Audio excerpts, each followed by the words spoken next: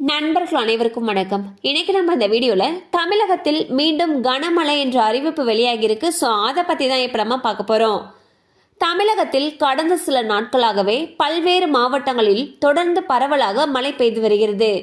அதிலும் குறிப்பாக நீலகிரி மற்றும் கோவை மாவட்ட மலைப்பகுதிகளில் தொடரும் கனமழை காரணமாக மக்களுடைய இயல்பு வாழ்க்கை பெரிதும் பாதிக்கப்பட்டுள்ளது.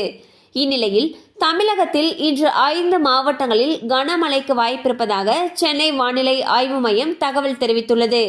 மேற்கு திசை காற்றின் வேக மாறுபாடு காரணமாக நீலகிரி மற்றும் கோவை மாவட்ட மலைப்பகுதிகள், திருவண்ணாமலை, செங்கல்பட்டு மற்றும் விழுப்புரம் ஆகிய மாவட்டங்களில் ஒரு சில இடங்களில் கனமழை பெய்யும் என்றும் வானிலை ஆய்வு மையம் கூறியுள்ளது. இதனைப் போலவே நீலகிரி, ஈரோடு மற்றும் கோவையில் நாளை கனமழை பெய்ய வாய்ப்பிருப்பதாகவும் தெரிவிக்கப்பட்டுள்ளது. ஸோ பார்த்தீங்கன்னா தமிழகத்தில் மேற்கு திசை காற்றின் வேக மாறுபாடு காரணமாக நீலகிரி, ஈரோடு, கோவை ஆகிய மாவட்டங்களில் மழைக்கு வாய்ப்பிருப்பதாக சென்னை வானிலை ஆய்வு மையம் அறிவிச்சிருக்காங்க.